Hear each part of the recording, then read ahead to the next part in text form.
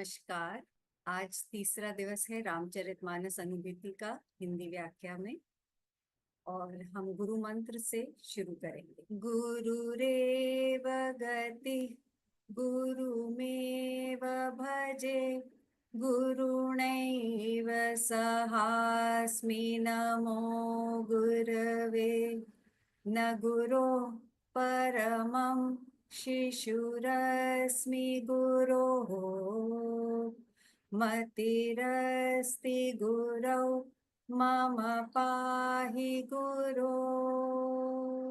प्रणाम, स्वागत, हार्दिक अभिनंदन। तीसरा दिन श्री राम जन्म और बाल्यकाल, श्री राम लक्ष्मण विश्वामित्र प्रसंग, जन्म, बाल्यकाल, शिक्षा और विश्वामित्र जी की कथा चलेगी। आपका बहुत बहुत स्वागत, अभिनंदन सहभागिता के लिए। सौभाग्य है राम कथा के मंच पर मिल रहे हैं। प्रणाम। सुखासन लीजिए। संयम, ध्यान, धारणा में आज हम भगवान के जन्म को देखने वाले हैं। तो उस यात्रा में चलेंगे कि कैसे जो है निर्गुण ब्रह्म जो है वो शरीर धारण करते हैं, क्यों। तो प्रार्थना करते हैं, हम ध्यान मंत्र बोलते हैं। वर्णानामर्थ संघानाम रसानां छन्दसामपि मंगलानां च कर्तारौ वन्दे वाणी विनायकौ भवानी शंकरौ वन्दे श्रद्धा विश्वासरूपिणौ याभ्यां विना न पश्यन्ति सिद्धः स्वान्तः स्थमीश्वरम् नीलाम्बुजश्यामलकोमलाङ्गं सीता समारोपितवामभागम् पाणौ महासायकचारुचापम् नमामि रामं रघुवंशनाथम्।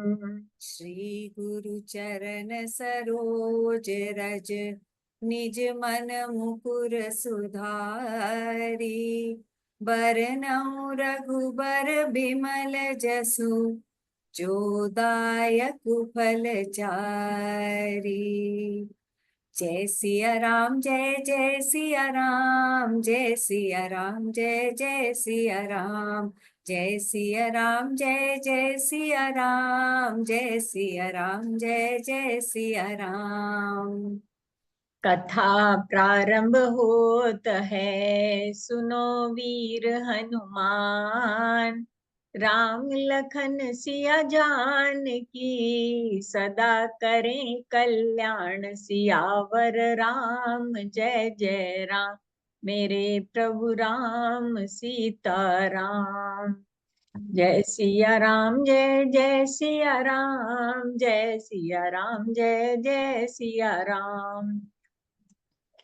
आज की कथा में होगा श्री राम जन्म और उनका बाल्यकाल देखेंगे। राजा दशरथ ने पुत्रेष्टि यज्ञ करवाया।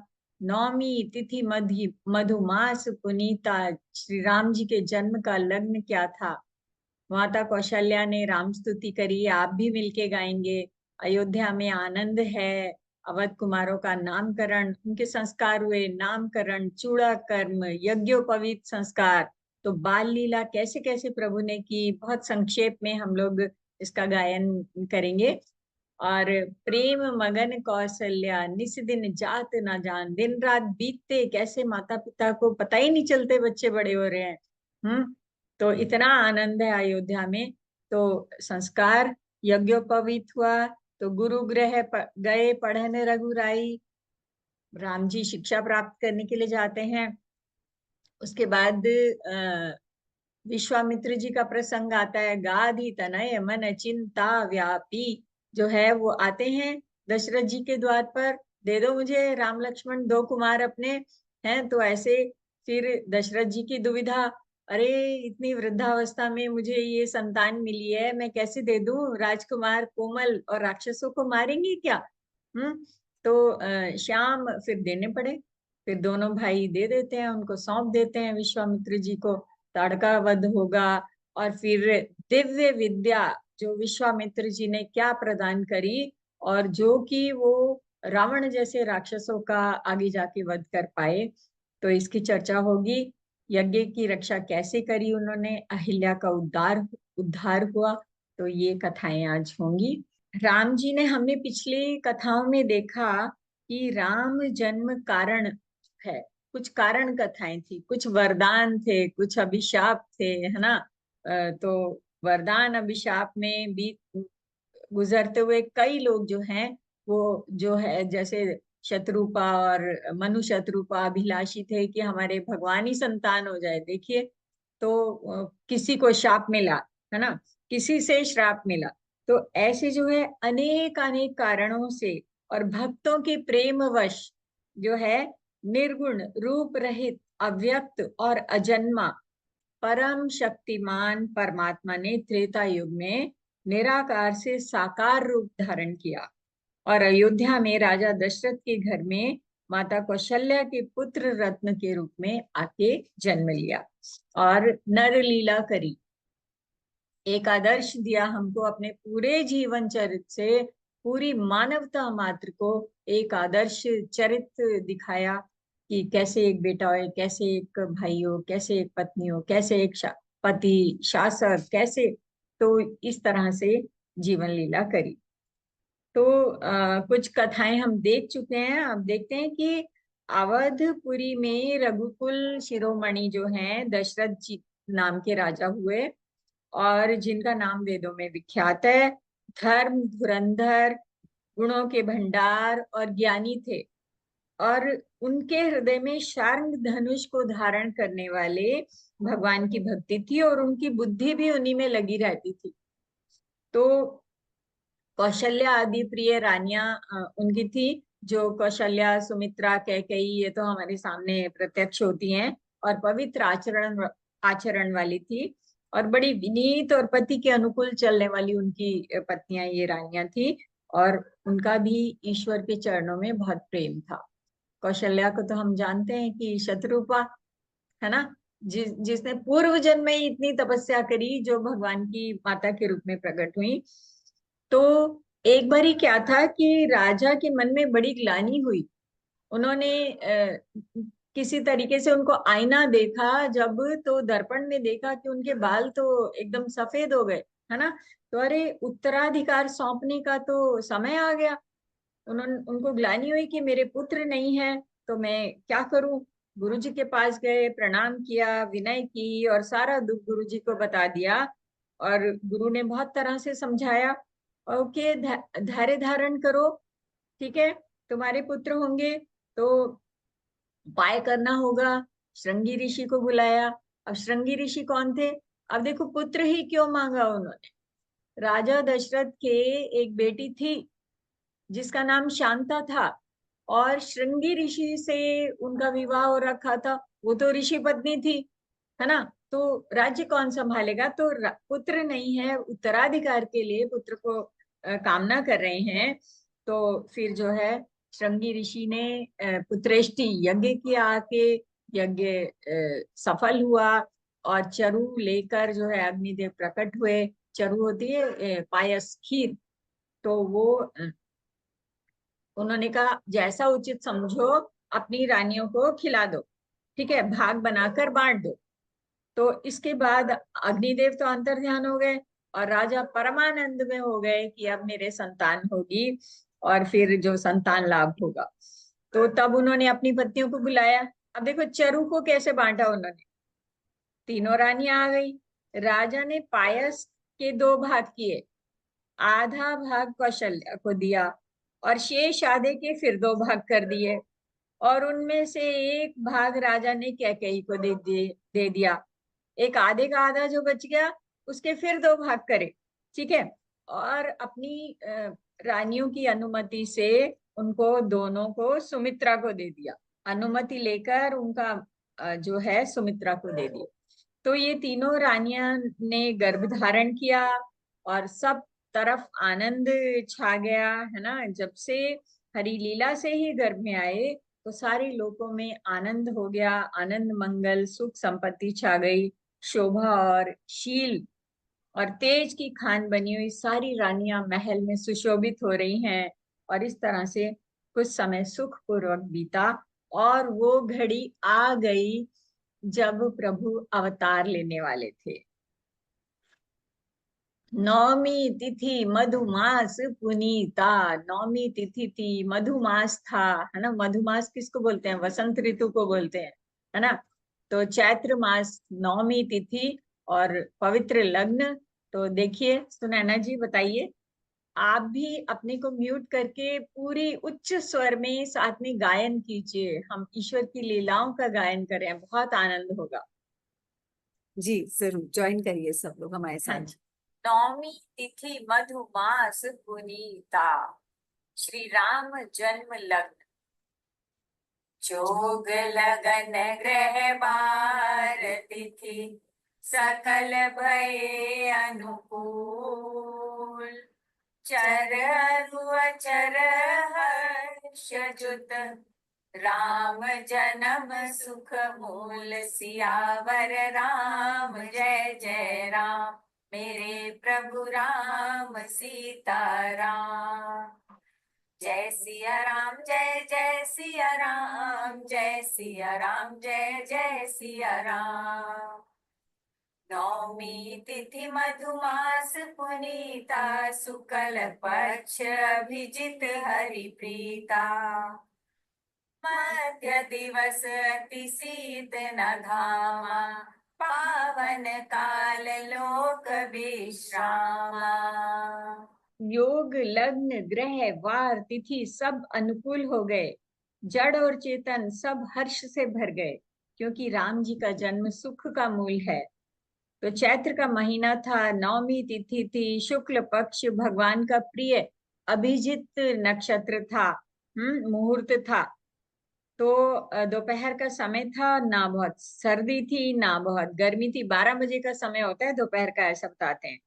तो सब संतों देवताओं के मन में बड़ा चाव था, वन फूले हुए थे, पर्वतों के समूह मणियों से जगमगा रहे थे और सारी नदियां अमृत की धारा बहा रही थी। आज भी हम देखते हैं, अगर हम उस समय को देखेंगे ना, तो उस दिन की जो हवा की सरसराहट ही बिल्कुल अलग होती है और सच में सब तरफ आनंद होता है और प्रकृति बिल्कुल अपने उच्चतम सौंदर्य से जो है सजी हुई होती है। आज भी हम देखेंगे तो वो मधुमास का वो समय ऐसा ही होता है।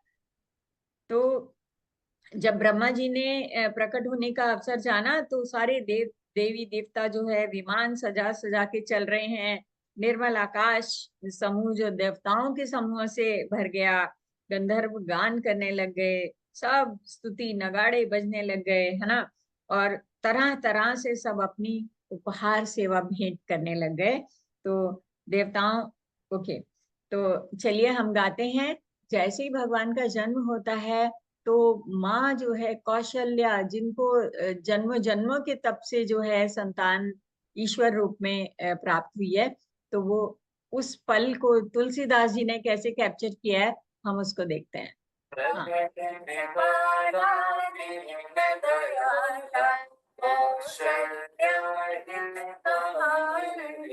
हर्षित महतारी मोने मन हारी, अद्भुत उपचारी, लोचन अभिराम तनु श्याम, निज आयुध भुज चारि, भूषण वनमाला नयन शाला, शोभा सिंधुरारी,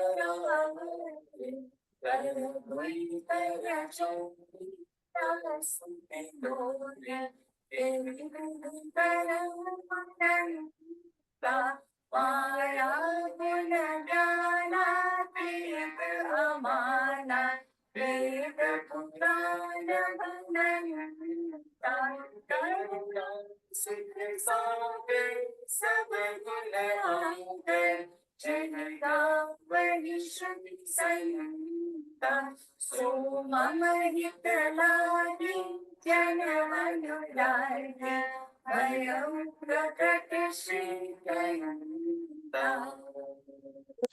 राजा दशरथ का के यहाँ जन्म पुत्र जन्म हुआ है। कानों से सुन के सारे ब्रह्मानंद में समा गए। ये देखिए, ये भय प्रकट कृपाला में क्या हुआ कि भगवान ने जन्म लेते चतुर्भुज रूप दिखा दिया माता को। शिशु को जैसे देखा तो उन्होंने चतुर्भुज रूप दिखा दिया। तो माँ तो बोली कीजिए शिशु लीला, इन्हीं में पद है कि आप शिशु लीला कीजिए। हाँ, आप भगवान हैं लेकिन परम पुनीता, तो वो मुझे तो पवित्र बाल लीला करके दिखाइए आप। तो फिर भगवान ने रोदन ठाना, है ना। माता ने जब आग्रह किया तो रोने लग गए। तो बस फिर उन्होंने शिशु को देखा, उठाया। तो जो है मन में अतिशय राजा दशरथ ने सुना, बहुत प्रेम पुलकित हो गए, आनंद में अधीर हुई बुद्धि को धीरे दे के समझाते हैं, खुद को संभाल कर उठना चाहते हैं, है ना। देखो, जिनका नाम सुनने से कल्याण होता है वो प्रभु मेरे घर में आए हैं। तो ये उनको अनुभव हो रहा है। और जो परम आनंद छा गया, मंगल वाद्य बजने लग गए और गुरु जी को पास बुलाया। वशिष्ठ जी के सानिध्य, ब्राह्मणों के साथ राजद्वार पे आए, खूब मंगलाचार हुए, है ना। गुरुजी ने देखा तो अवध में आनंद भाट चारण जो है गा रहे हैं। तो नामकरण संस्कार हुआ। और उसी समय में जो है भगवान शिव पार्वती जी को ये कथा सुना रहे हैं। तो भगवान शिव कहते हैं कि जो एक मैं अपनी चोरी बताऊं कि ओके, ये तो है हमारे पास। अच्छा, ग्रह ग्रह बाज बधाव शुभ प्रगटे सुषमा कंद हर्षवंत सब जह तह नगर नारी नर वृंद मास दिवस कर दिवस भाप मरम न जानई कोई रथ समेत रवि था केऊ निशा कवन विधि होय सियावर राम जय जय राम। एक महीना हो गया, रवि सूर्य भी थकित होके वहीं उसी शोभा आनंद में डूबे हुए हैं, है ना। और दिन दिन से रात ही नहीं होने वाली, मतलब समय बीत नहीं रहा है ऐसा। और भगवान शिव जो कथा सुना रहे हैं पार्वती जी को, तो कह रहे हैं कि एक मैं अपनी चोरी भी बताऊं तुमको। सुनैना जी बताइए। जय सिया राम जय जय सिया राम जय सिया राम जय जय सिया राम।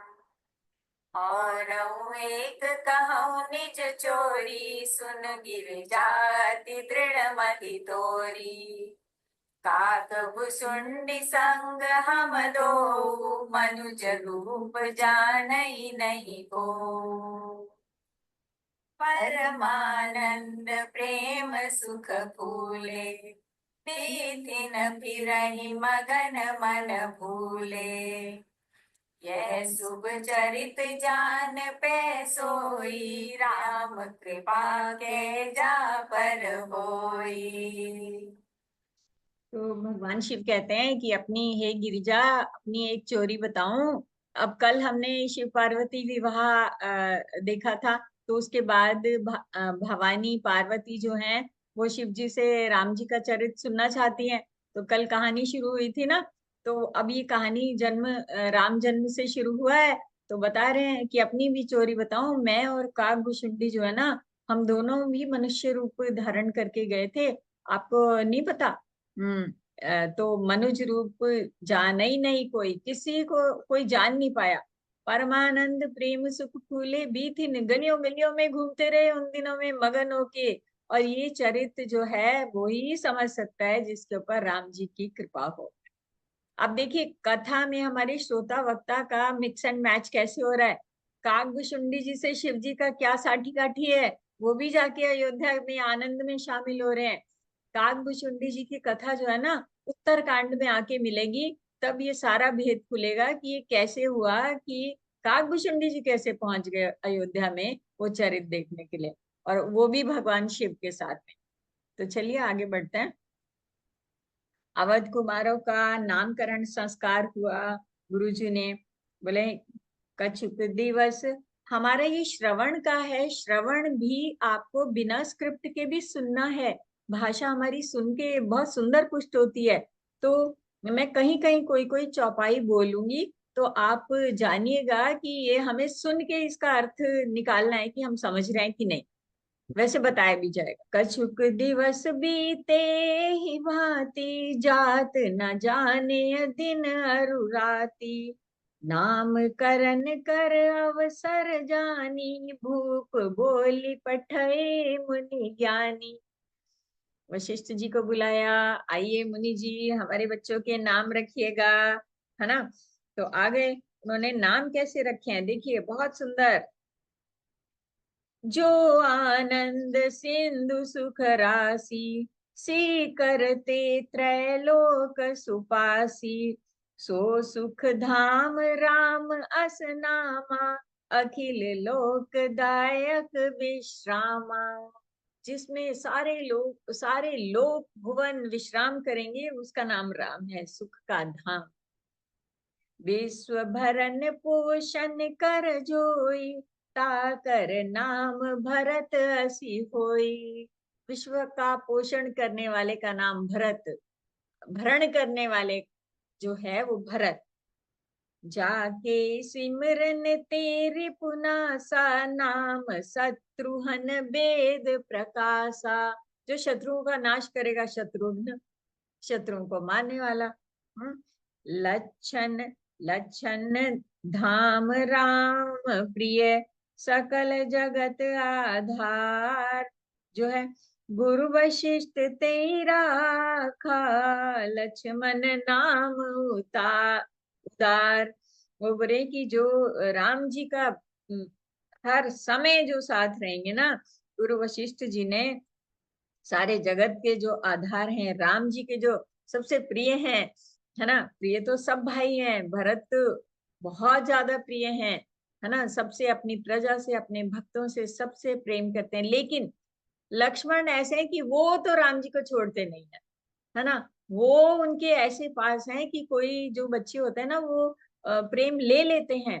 तो वो ऐसे जो हैं, लक्षण राम धाम राम प्रिय, तो वो राम जी को प्रिय है। तो मुनि ने बोला कि ये इनके अनुपम नाम है, तो मैं बता रहा हूँ। ओके, बाल लीला। हाँ जी, हम सुना दे पहले। ओके।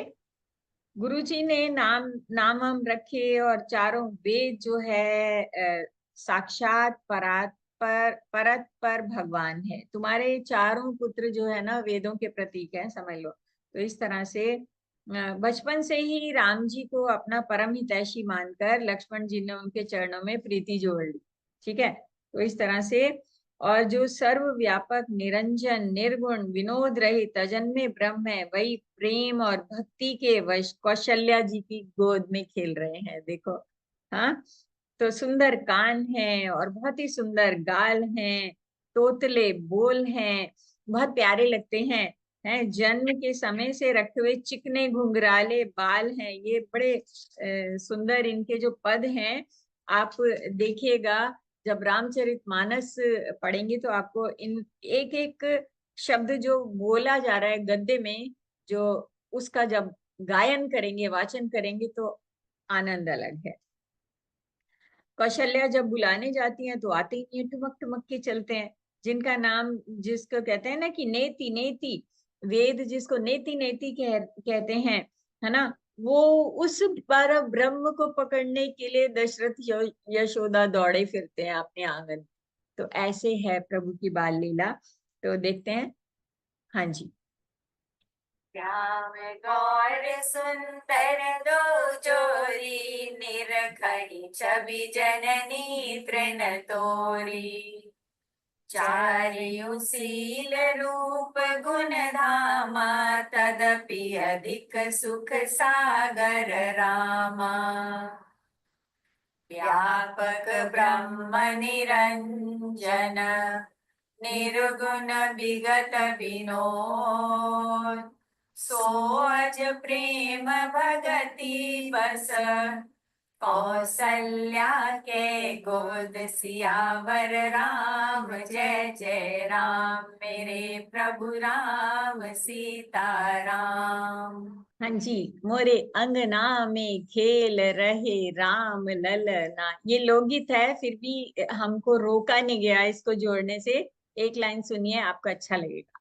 मोरे अंगना में खेल रहे राम ललना, मोरे अंगना में खेल रहे राम ललना, मोरे अंगना में खेल रहे राम ललना। किलकी किलकी किल के किलकारी, किलकी किलकी किल के किलकारी। कौशल्या झुलावे ललना पलना, राम ललना, मोरे अंगना में खेल रहे राम ललना, मोरे अंगना में खेल रहे राम ललना। और ये तो आपने सुना ही होगा, ठुमक चल, ये तो तुलसीदास जी का ही है। ठुमक चलत रामचंद्र बाजत पैजनिया। लता जी का बहुत सुंदर गाया हुआ है। और जितने हमारे बड़े से बड़े जो गायक है ना, उनका ये गाया हुआ मिल ही जाएगा आपको, तो सुनिएगा जरूर। सुनैना जी, एक लाइन बताएंगे क्या? जरूर जरूर मैम। हाँ जी। ठुमक चलत रामचंद्र, ठुमक चलत रामचंद्र, बाजत पैजनिया, ठुमक चलत रामचंद्र, ठुमक चलत रामचंद्र। Thank you. तो प्रेम मगन कौशल्या, निस दिन जात न जान। प्रेम मगन कौशल्या, निस दिन जात न जान। सुत स्नेह बस माता, बाल चरित कर गान। सियावर राम, जय जय राम। प्रेम मग्न है मैया, है ना। दिन और रात का बीतना नहीं जानती है। पुत्र के स्नेहवश माता उनके बाल चरित्रों को गाती फिरती है, गान किया करती है ना। और एक बारी इसमें तुलसीदास जी ने बताया है कि माता ने रामचंद्र जी को नहलाया और श्रृंगार करके पालने में पौढ़ा दिया, लेटा दिया। तो अपने कुल के इष्ट देव भगवान की पूजा के लिए स्नान किया। फिर जब पूजा करके नैवेद्य चढ़ाया और वहां गई जहां रसोई बनाई थी, तो माता वहीं फिर वापस आ गई, पूजा के स्थान में लौट आई। वहां देखा, अरे अपने पुत्र को वो भोग खाते हुए देखा, जो प्रसाद बनाया था वो खा रहे हैं।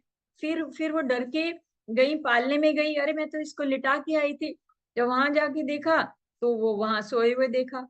फिर पूजा में आई, मतलब ऐसी बौखला गई कि कांपने लग गई कि ये क्या हो गया। और धैर्य नहीं हो रहा कि ये मैं बावली हो गई, क्या हो गया। सोचने लगी कि मैंने दो बालक देखे, मेरी बुद्धि का भ्रम है या कोई विशेष कारण है। फिर राम जी ने जब माता को घबराई हुई देखा तो वो हंस दिए। अब हंसे तो फिर राम जी ने माता को अपना अखंड अद्भुत रूप दिखाया, जिसके एक एक रोम में करोड़ों ब्रह्मांड लगे हुए थे। याद करिए भगवान कृष्ण ने कैसा अर्जुन को जो है विराट रूप दिखाया होगा। तो सोचिए, अगणित सूर्य, चंद्रमा, शिव, ब्रह्मा, बहुत से पर्वत, नदियां, समुद्र, पृथ्वी, वन, काल, कर्म, गुण, ज्ञान और स्वभाव देखे। और पदार्थ वो भी देखे जो कभी देखे और सुने नहीं थे। तो सब तरह से अपनी माया को ऐसे बलवती दिखा दिया भगवान ने। और फिर जो है माया भी उनके सामने हाथ जोड़े खड़ी थी, तो कैसा विराट रूप होगा। और फिर भक्ति को देखा, हाँ, को जो जीव को माया से छुड़ा देती है। तन पुलकित मुख वचन न आवा, नयन मोदी चरणन सिरुनावा। आंख बंद कर ली और बस भक्ति में डूब गई। विस्मयवंत देखी मैं तारी, भय बहुरी से स्वरूप खरारी। जब माता को आश्चर्य में देखा तो भगवान ने वापस वो बाल रूप धारण कर लिया और रोने लग गए, है ना। तो बार बार कौशल्या विनय करई कर जोरी, अब जन कबहु व्यापे प्रभु माया मोहि तोरी। ये प्रभु ऐसी माया मत दिखाना मुझे, बार बार मुझे आपकी माया नहीं व्यापे। तो इस तरह से उन्होंने भक्ति को धारण किया। और ये दूसरी बार हो गया। जब पहले उन्होंने जन्म के समय बोला था कि शिशु लीला करो मेरे साथ, तो अब फिर से कह रहे हैं कि मेरे साथ माया मत करना, आप छल मत करना, है ना। तो इस तरह से जो है भगवान हंसे। और फिर जो है माता से तो स्तुति भी नहीं करते बन रहा है। तो भगवान ने जो है, ये है भक्ति का रूप। भगवान ने उसको समझाया माँ को और कहा कि ये बात किसी को कहना मत, ठीक है। और जो है कहते कि मुझे आपकी माया कभी ना व्यापे, बस आप भी यही ध्यान रखना, नहीं तो मैं बता दूंगी, है ना। तो इस तरह से माँ बेटे की जो लीला है, भगवान शिशु लीला करते हैं माता के साथ में, तो आनंद मग्न कर दिया, जीवन सार्थक हो गया। और हमारा जीवन इस लीला को पढ़ के सार्थक हो रहा है। देखिए ना राम नाम का महत्व, वाह। तो ये जो लीला, ये सिर्फ माता के साथ में नहीं करी, जो उनके संपर्क में आता है राम जी के चमत्कार तो उसको दिखाई देते ही हैं, है ना। उनके प्रभुत्व को बहुत जल्दी समझ जाते हैं सब। तो इसके बाद हुआ यज्ञोपवीत संस्कार। गुरु ग्रह पढ़न गए रघुराई, अलप काल विद्या सब आई। जो तुलसीदास जी की रामचरितमानस है ना, वो भगवान की शिक्षा के ऊपर बहुत ही कम प्रकाश डाल रहा है। बस ये एक लाइन में उन्होंने समेट दिया है कि गुरु के पास गए और अल्पकाल में विद्या आ गई। वो अल्पकाल कितना था, यज्ञोपवीत संस्कार कितने साल में होता है, आप ये पता करिएगा, क्योंकि हमारे 16 संस्कारों से जन्म से मरण तक हमारा जीवन जो है ना, वो 16 संस्कारों में गुथा हुआ है, ठीक है। हर नामकरण कितने दिन में हुआ था राम जी का, ये भी आपको वाल्मीकि रामायण में मिल जाएगा बहुत प्यार से। तो उसके बाद चूड़ा कर्म क्या होता है, चूड़ा कर्म कितने दिन में हुआ, यज्ञोपवीत संस्कार का मतलब विद्यारंभ होता था। तो ये वाल्मीकि रामायण में भी शिक्षा पर प्रकाश नहीं डाला हुआ ज्यादा, लेकिन आगे आएगा। यदि आप योग वशिष्ठ पढ़ेंगे ना, तो उसमें बहुत अच्छे से दिया होगा कि कितने साल में भगवान ने, जैसे यहाँ स्कूल पास करते हैं तो 16 साल 17 साल, है ना। तो वो उतना कितने समय तक हो गया, और फिर 1 साल तक उन्होंने क्या किया, और तब विश्वामित्र जी आ जाते हैं। राम लक्ष्मण विश्वामित्र प्रसंग। तो हमें तो ये पता है कि राम जी जब 16 साल के थे तो विश्वामित्र जी उनके पास आ गए थे। ये जो है, गाधी तनय मन चिंता व्यापी, क्या क्या चिंता व्यापी, गाधी तनय के मन में क्या चिंता व्यापी। हरि बिनु मरहि न निशिचर पापी। वो जो विश्वामित्र जी थे, वो अपने आश्रम में कोई यज्ञ करना चाहते थे। कौन सा यज्ञ करना चाहते थे, वाल्मीकि रामायण में मिलेगा, दशगात्र यज्ञ। अब आपका टास्क ये है कि देखिए दशगात्र यज्ञ क्या होता है, जिसमें क्रोध करने से वो निष्फल हो जाएगा। देखो वैसे भी क्रोध जब बंदा करता है ना, तो उसका तेज, उसका बल, उसका रूप, उसका गुण, उसका सौंदर्य, सब कुछ छिन्न भिन्न धज्जियां उड़ जाती हैं उसकी, है ना। तो गाधी तनय, गाधी के पुत्र जो है विश्वामित्र, एक यज्ञ करना चाहते हैं और सोच रहे हैं कि राक्षस मंडराते रहते हैं, खून विष्ठा हड्डियां वड्डियां डालते रहते हैं, हमें परेशान करते हैं, तो कैसे मैं क्रोध ना करूं और मेरा यज्ञ संपन्न हो जाए, क्रोध कोई और कर दे उनके ऊपर, राइट। तो उन्होंने कहा कैसे होगा कैसे होगा, तो उन्होंने सोचा कि दशरथ जी के द्वार जाया जाए। उनके बेटे पता है उनको जन्म में बड़े हो रहे हैं, बड़े अच्छे, क्योंकि वशिष्ठ जी तो उनके मित्र हैं। उनको पता रहता है कि अरे राम जी कितने बड़े हो गए, तो राम लक्ष्मण को ले आओ तो मेरा कार्य अच्छी तरह से संपन्न हो जाएगा। तो अब देखिए सुनैना जी। जी। उमा मैम, आप कहानी सुना रही थी तो मेरे मन में एक बात आई कि हाँ अगर जी। हम किसी और को अपना क्रोध करने के लिए डेजिग्नेट कर दें या रख ले तो कितना अच्छा होना, कभी क्रोध ही ना आए। हाँ, और ये भी हम ये भी कर सकते हैं, बहुत सुंदर बात है कि तू क्रोध कर, मैं तो भैया शांत बैठा हूँ। और अगर हम ऐसा कर पाए, ये बहुत बड़ी बात है। जी और जी। यदि हम क्रोध करने के लिए आईने में अपनी शक्ल भी देख लें कि हम क्रोध करते हुए कैसे लगते हैं, तो शायद हम कभी ना करें। तनय मन चिंता व्याप हरि बिनु मरहि न निशिचर पापी। काली तनय मन चिंता व्यापी हरि बिनु मरहि न निशिचर पापी। असुर समूह सतावई मोहि मैं जाचन आयो नृप तोहि। अनुज समेत देहु रघुनाथा निश्चर बध में होब सना था। देहु भूप मन हर्षित तजहु मोह ज्ञान। धर्म सुजस प्रभु तुम को इन कहे अति कल्याण। सियावर राम जय जय राम मेरे प्रभु राम सीता राम। अब गादी तनय ने तो आके बोल दिया कि मुझे असुर बहुत सताते हैं। हे हे नृप, हे राजा, मैं तुम्हारे द्वार पे मांगने के लिए आया हूँ। क्या मांगने आया हूँ? अनुज समेत देह रघुनाथा, रघुनाथ को दे दो मुझे, छोटे भाई के साथ, यानी राम लक्ष्मण को भेज दो। निशिचर बध में हो वसना था, मैं राक्षसों को मार के कृतार्थ हो जाऊंगा। तो कहते हैं कि बड़े भारी असमंजस आ गया दशरथ जी को, दुविधा हो गई। राम देत नहीं बनई गोसाई।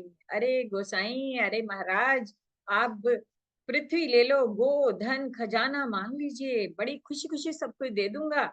हम्म देह और मेरे प्राणों से भी प्यारा कुछ नहीं होता, उसको भी मैं अपने एक पल में आपको दे दूंगा। लेकिन ये पुत्र मुझे प्राणों से भी ज्यादा प्यारे हैं, इनको मत मांगो, है ना। राम को तो मैं किसी हालत से देते नहीं बनता, राम देत नहीं बने गोसाई, है ना।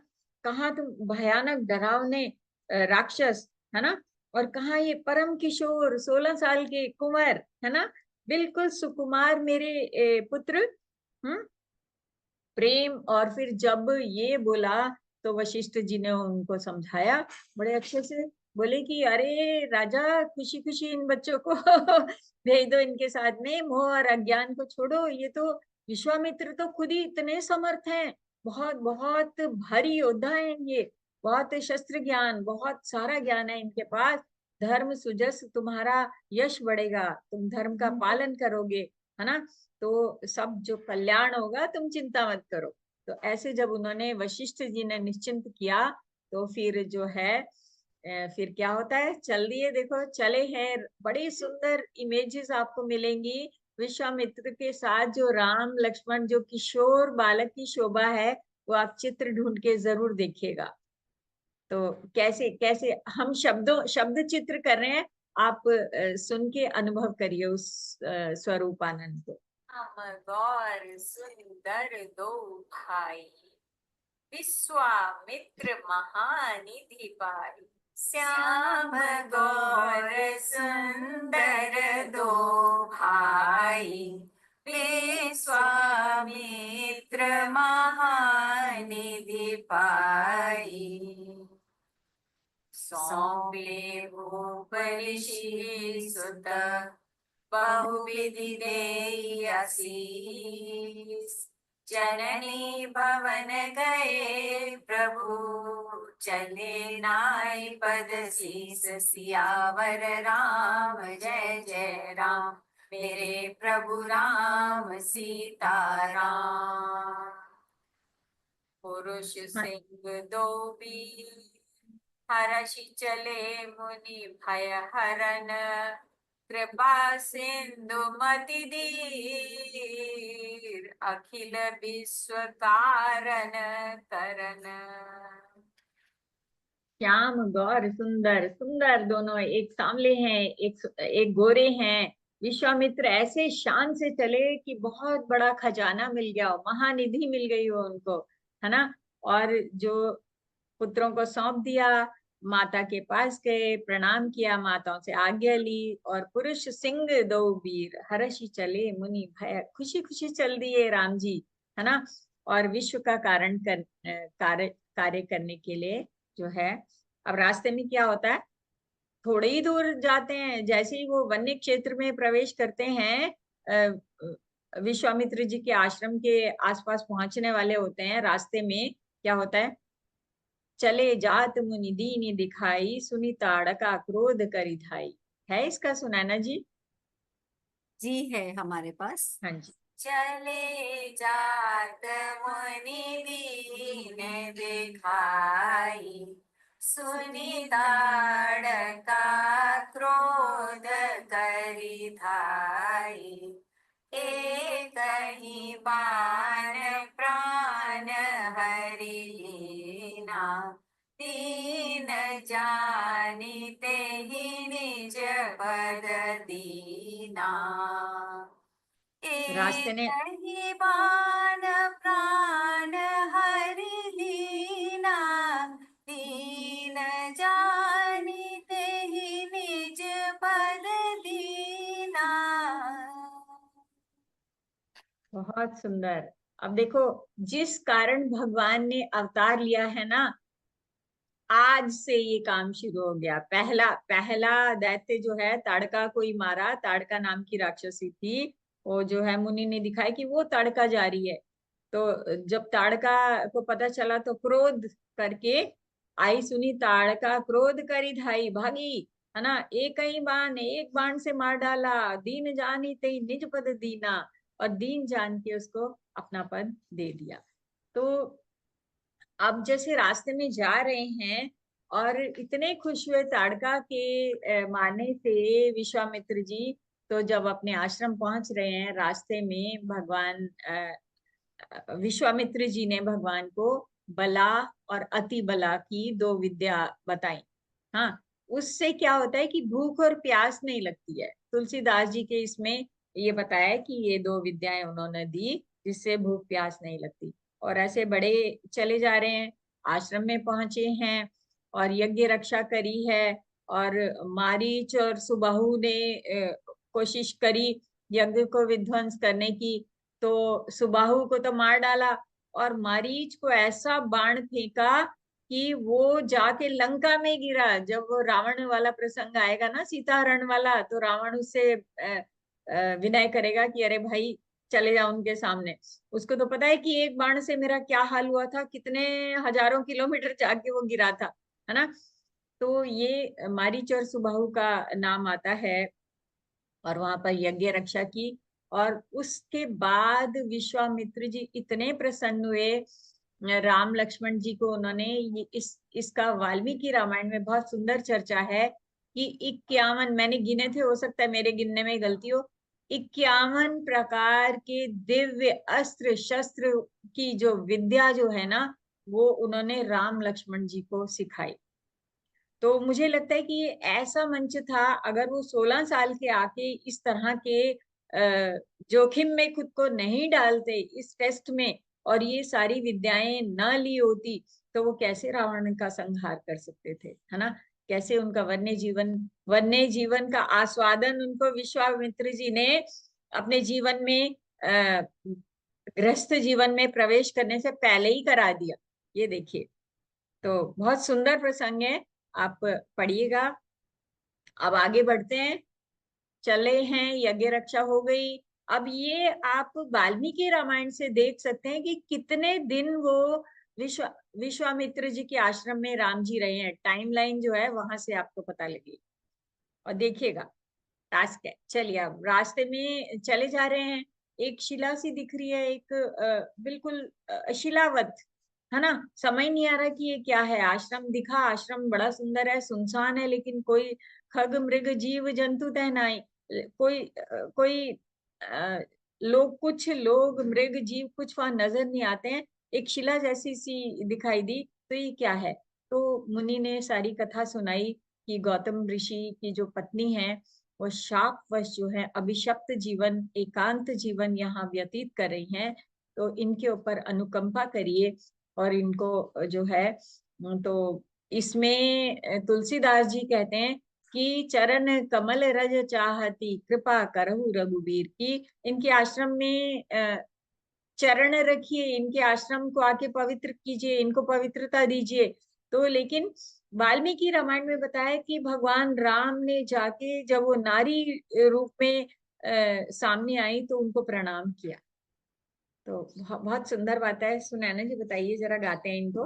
अहिल्या कथा।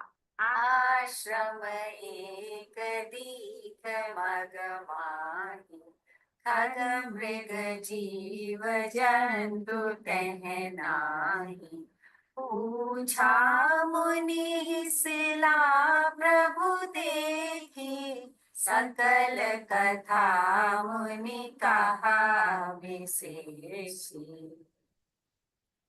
गौतम नारी श्राप बस, उपल देह धरि दीन।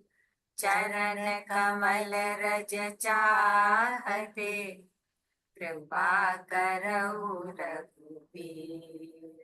पर सत पद पावन शोकन सावन, प्रगट भई तप पुंज सही।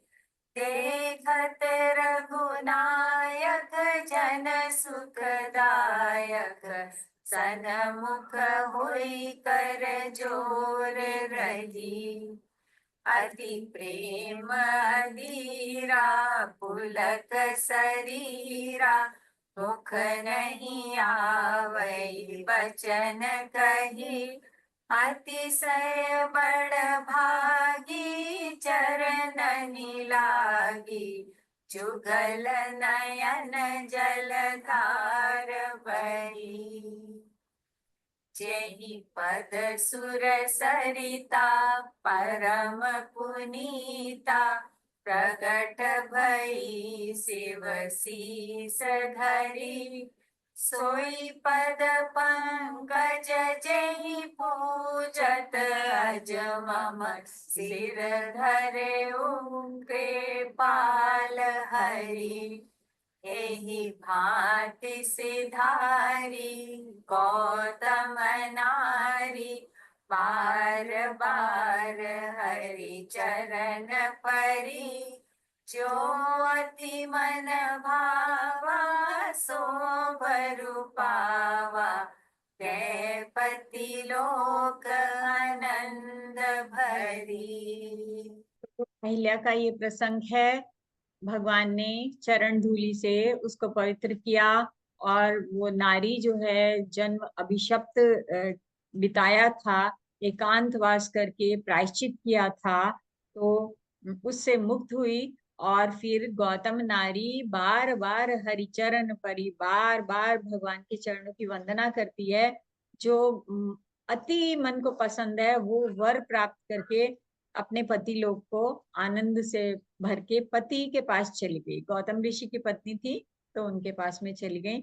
तो ये आपके लिए जो है एक अंतः कथा है कि जिसमें हमको पता करना है कि गौतम नारी गौतम ऋषि की पत्नी थी, क्या उनका अभिशाप था, क्यों वहां थी, और जो है फिर कहाँ गई। ठीक है, तो ये मानस मंथन पे अब हम आ गए हैं। ये जरूरी नहीं है कि आपको अभी ही जवाब देना है, आप बस जानकारी अपनी बढ़ानी है और सोचना है, कुछ प्रश्नों के बीज लेके जाने हैं कि जिनको हम कोई ढूंढें और अपने ज्ञान को समृद्ध करें, जानकारी को पुष्ट करें। तो अहिल्या से जुड़ी कथा जो है वाल्मीकि रामायण से बहुत विस्तार से कही गई है। कौन थी अहिल्या? गौतम नारी अहिल्या एकांत सेवन करती हुई अभिशप्त और प्रायश्चित पूर्ण जीवन व्यतीत कर रही थी। क्या कारण था कि उसे प्रायश्चित करना पड़ा था, और प्रभु राम की वंदना करके कहाँ गई।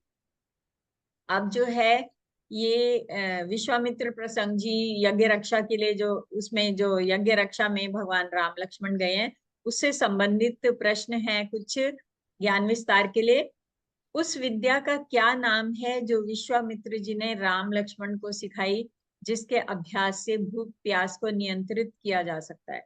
यदि पतंजलि योग सूत्र आप पढ़ते हैं ना, तो बहुत क्लियरली बताया गया है कि हम योग साधना धारणा से, ध्यान धारणा से हम क्या क्या प्राप्त कर सकते हैं। तो रामचंद्र जी जब विश्वामित्र जी के साथ गए तो कितने वर्ष के थे, ये भी मैंने बता दिया, योग वशिष्ठ में मिलेगा आपको। और राम लक्ष्मण विश्वामित्र जी के आश्रम में कितने दिन तक उनके साथ रहे, ये भी आपको पता चल जाएगा। और जब राम ऋषि विश्वामित्र के साथ उनके यज्ञानुष्ठान की रक्षा के लिए गए, तो वो कौन सा यज्ञ था, मैंने थोड़ा सा बताया था, तो आप और देखना है। ज्ञान विस्तार में ये भी है, ये भी शायद मैं बात कर चुकी हूँ, शायद नहीं, पक्का।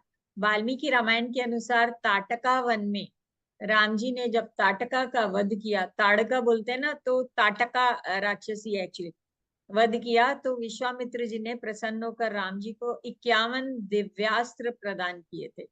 और राम जी ने बड़े विनय पूर्वक उनको अपने हृदय में धारण किया था, ऐसा वाल्मीकि रामायण कहती है।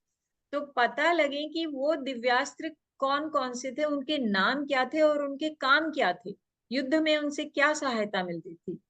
जैसे कोई अग्निवाण, वायुवाण, कोई, तो ये इनके नाम पता करने हैं। बहुत सुंदर बात है, आपको वाल्मीकि रामायण में इंडेक्स से ही पता चल जाएगा। विश्वामित्र प्रसंग में ऋषि विश्वामित्र एक वैदिक काल के मंत्र दृष्टा ऋषि माने जाते हैं, और घोर तपो साधना के बल पर उन्होंने अपने क्षत्रियत्व से ब्राह्मणत्व के लिए जाने जाते हैं। मतलब कि राजा थे, योद्धा थे, लेकिन तपस्या के बल पर ब्राह्मणत्व को, ज्ञान को प्राप्त हुए, ज्ञान के क्षेत्र में चले गए। ठीक है, तो उनसे जुड़ी कुछ कथाओं को जाने। विश्वामित्र और वशिष्ठ जी का बड़ा भारी कंपटीशन था। वशिष्ठ जी को ब्रह्मर्षि बोलते थे, इनको राजर्षि बोलते थे, लेकिन ये खुद को ब्रह्मर्षि कहलवाना चाहते थे। तो बड़ी मजेदार कथाएं हैं, आपको पौराणिक कथाएं हैं, आपको बहुत आनंद होगा, आप पढ़ेंगे पता चलेगा। और अधिगम विस्तार में हम अपने सनातन संस्कृति के एक हिस्सा हैं, हमारे जीवन का अंग है ये संस्कार। तो ये संस्कार क्या होते हैं, किसको कहते हैं संस्कार? क्या आपने 16 संस्कारों के विषय में सुना है? चूड़ा कर्म, उपनयन, नाम कर्म, चूड़ा कर्म, उपनयन, यज्ञोपवीत, ये तो वाल्मीकि जी ने भी बता दिए हैं। और विवाह संस्कार होता है, और अंतिम संस्कार होता है, देखो ना। तो हमारा पूरा जीवन जो है 16 संस्कारों में गुथा रहता है। तो आप जानिए कौन से होते हैं, लिस्ट। तो राम जी का नामकरण संस्कार उनके जन्म के कितने दिन बाद हुआ था? वाल्मीकि रामायण से उत्तर मिलेगा, और अभी भी किसी को मालूम है तो बता दीजिएगा। अब जिज्ञासा समाधान है, आपकी जिज्ञासा है, और समाधान के लिए प्रयास करेंगे, आज नहीं तो कल प्रश्नों का उत्तर लाएंगे। प्लीज सुनैना जी निमंत्रित करिए जरा प्रश्न पूछने के लिए। जी उमा मैम, निमंत्रण करने से पहले शायद कल हम लोगों ने एक क्वेश्चन मिस कर दिया था, जो कि हाँ मुझे लगता है कि जरूरी है बताना। हाँ, बताइए। और इन्होंने शशि जी ने पूछा है कि what is the difference between chaupai and doha, and are they okay, both from Ramcharitmanas. तो हाँ जी, इसके बारे में बताइए आप। और बहुत हाँ ही जी। सुंदर। तो दोहा, चौपाई और हरिगीति का छंद, और ये श्लोक और सोरठा, ये चार, दोहा, चौपाई, छंद, सोरठा, तो ये चार प्रकार की पद्य रचना हमको रामचरितमानस में मिलती है। तो कल मैं इसकी स्लाइड्स दिखा के, इसको प्रॉपरली ऐसे बताने से समझ में नहीं आएगा, तो कल हम इस पे चर्चा करेंगे कि दोहा और सोरठा में क्या अंतर है, और छंद और चौपाई में क्या अंतर है। क्योंकि ट्यून अलग, वर्णों का गिनती अलग है ना। तो वर्ण या उसकी मात्राओं की गिनती अलग है, तो हम कल इस पे बात करते हैं। हाँ जी। जी, और मैं थोड़ा सा यहाँ पे ये जोड़ना चाहूंगी कि जब मैंने सीखना शुरू करा ये, तो उमा मैम ने मुझे भी बताया था, और ये जानते ही जो आनंद आता है पढ़ने में, गाने में, वो डबल क्या मतलब 100% से भी ज्यादा हो जाता है। एक बार ये अंडरस्टैंडिंग बैठ जाए तो जरूर उमा मैम, हम वेट करेंगे आपकी स्लाइड्स। कल हम, हाँ, कल इससे शुरू हाँ, करेंगे जब हम छंद वाचन विनय करेंगे। मिश्रा जी ने हाथ उठाया है, आपको अनम्यूट कर दिया। विनय जी प्लीज बोलिए। आ, मैम ये पीडीएफ शेयर होगा क्या जो डेली क्लास हो रहा है? पीडीएफ शेयर होगा जरूर, यस। हाँ जी, जरूर। ये सारी क्लासेस जब हो जाएंगी तो ये बुक फॉर्म में आपके सामने सारा टेक्स्ट आएगा, और ये जो जो हमारी स्लाइड्स हैं जिनका हर रोज गायन हो रहा है, और वो तो स्लाइड रोज के रोज वो अपलोड करेंगे पीडीएफ इसका। तो और अपलोड नहीं हो रहा? अभी यूट्यूब पे तो आ रहा है। अच्छा, यूट्यूब पे ये वीडियो आ रहा है, स्लाइड्स भी आ जाएंगी। हाँ जी, हाँ जी, thank you ma'am. Slides. Thank you. Ram Ram.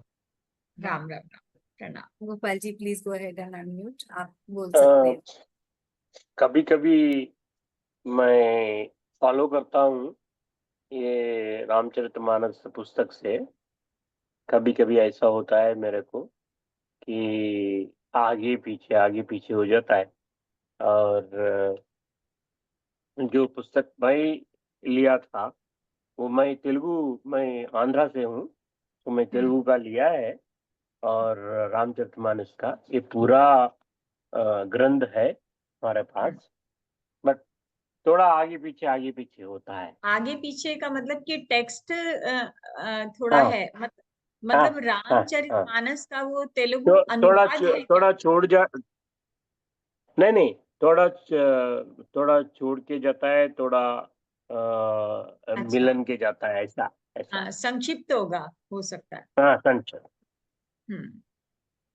संक्षिप्त नहीं, ये पूरा है मेरे पास, अच्छा जो है वो पूरा है। आप अच्छा। जो गाना गाते हैं ना, हाँ आप जो गाते हैं ना, हाँ जी, कभी कभी इधर उधर हो जाता है और कभी कभी छूट जाता है, कभी कभी हाँ जी। अच्छा, आ जाता है। जी मैं जी समझ गई जी। हमारे।